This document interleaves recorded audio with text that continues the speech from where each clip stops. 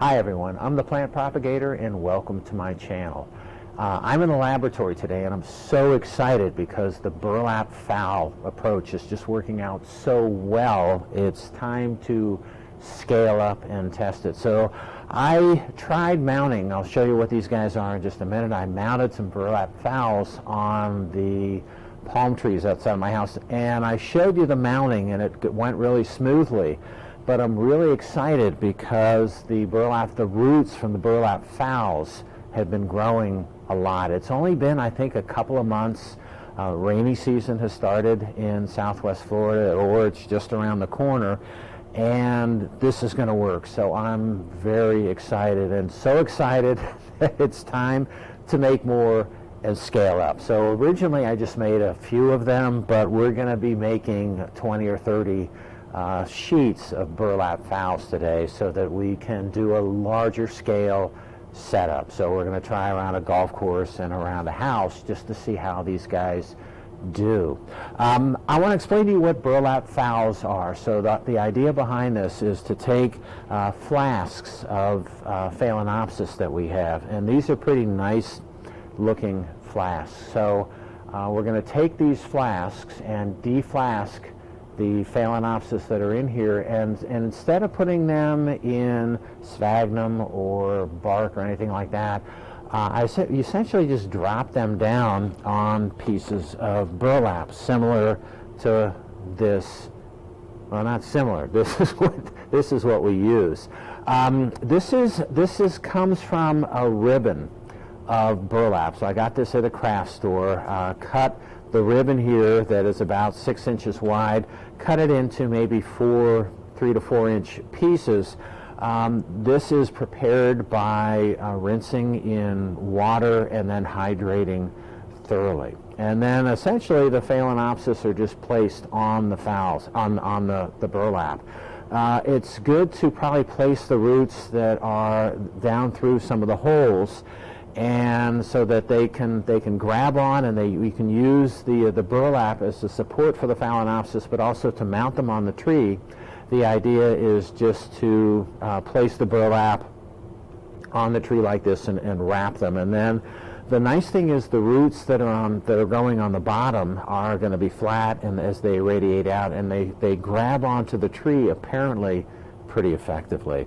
So what I want to do first is show you some burlap phals that were mounted, or that were placed on, some Phalaenopsis that were placed on burlap out of a flask about a week ago. Well, it's not about a week ago. This was done a week ago.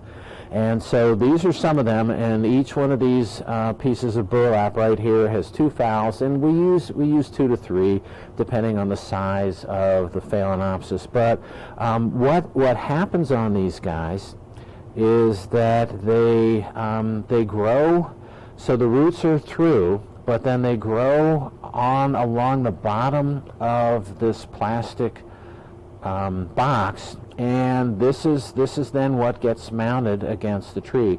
This is pretty exciting for me because this has only been 1 week, and every place where the root is swollen, like here and right here, that's all, and right here as well, that's all new growth, which means that this is working pretty well. The plants look good here. What I'll do is I'll let them sit in here for 4 to 6 weeks, and then we'll take them out, and then we'll gradually acclimate them. But these are going to go on trees pretty quickly. The acclimation process in Southwest Florida during the rainy season is fast because it's going to be raining every day, humidity is going to be very high, and it's going to be warm. So these guys should acclimate pretty well. All right, so the process of deflasking on a burlap is pretty simple, and that's what we'll go through right now. All right, so these are some of the and I should say I have a helper today. Yay! And so because we got 30 of these to do, and my helper today is someone who's going to do the follow-up part of the experiment, where she's going to try to mount these on her tree and get back to me as far as survival goes on that. So this is the flask, one of the flasks that we have, and I have a lot of flasks. This was a cross that I made that just worked really well. I've got just a ton of seedlings from this. I can make many more, and this is there's just a lot here.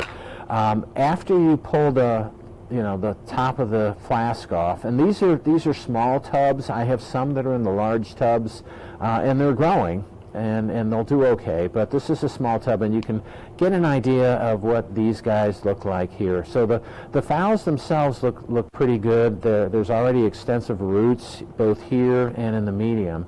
And so what you do is expose these, and we'll wash these, and then we'll place them on the burlap. So as we deflask, so they came right off. Almost all of them did. So this is the Phalaenopsis, and these are this is the root system, and you can see with such a nice root system, this is going to work very well. The next step is here's one that just actually was growing down in the medium, but there's still a lot of medium, which is the charcoal, left on the root. So this has to be washed off pretty thoroughly. And the idea behind this is to wash off the medium, not too hot, so that, because when you do this, you want the medium gone, because the medium is going to support bacterial and fungal growth, and all you want is you don't want potential pathogens. You don't want bacteria and fungi growing on the medium that are then associated with the roots. So you got to make sure that you clean all of this off, and you want to make sure that you get rid of all of this old charcoal right here. So this you want to make sure is gone. This stuff is just coming off really pretty well. I should mention that there are some babies in here, and if you are compassionate, you can keep these little tiny. If you're compassionate, you can keep something like this. This is not something that I would normally do, but we have compassionate people around that are going to want to save these guys. So we can try. This is so tiny, I'm not sure it's worth it. But because of the compassionate people that are in the laboratory, we'll hold on to these. But most of these, when you pull them apart, they'll have a pretty extensive root system. So there's a lot of nice plants in here, and we'll take a look at some of these guys. Let me pull. What's that? Do you want me to finish washing them and you can start mounting the ones you've done? So Yeah, okay. But this is, I just wanted to show you, so if you want to take those. Oops. So look at, this is what you get. And these are, so I'm trying to get all of the charcoal off, but these are pretty nice looking plants. And what I want you to notice here is what the roots and what the root tips look like. Because what we see in the successful, acclimation of what you want to see is the new root growth. And in the cattleyas that I've shown you previously, the new root growth is you have new green roots, and you can see those growing out. But in the phals that I showed you earlier, we have the swelling of the root tips, and that's essentially new growth. So that's what we want to see, is this kind of swelling compared to the new ones that don't have that. But that is a clear indicator that this approach is going to be successful. Okay, so how you do this is not at all difficult. All right, so you take these, and here it's nice. These are big ones, so I'm only going to mount 2 of them on here. And what I'd like to do is try to get some of the roots actually through the large holes that are in the burlap without damaging the roots. So you kind of poke them through just a little bit. And I don't want to go too fast here. So you poke them through so that they kind of stick a little bit in there before you even put them down. And I'm struggling with some of these, so get back to them. But So this first one, this is a big one, and the first one, what you could see is the roots are coming through. Let me take a second one and mount them here, and so we'll shove this big fat root through, and then we'll see if we can get this root to go through as well in another place. And so there's two roots that are anchored, so even without, before even doing anything, they're gonna stick on here pretty nicely because the roots are going through. And really that's all there is to it. These things are then placed in the containers. The tops are then put on the container, and this is placed under this really high humidity conditions for about a month to 6 weeks at the longest.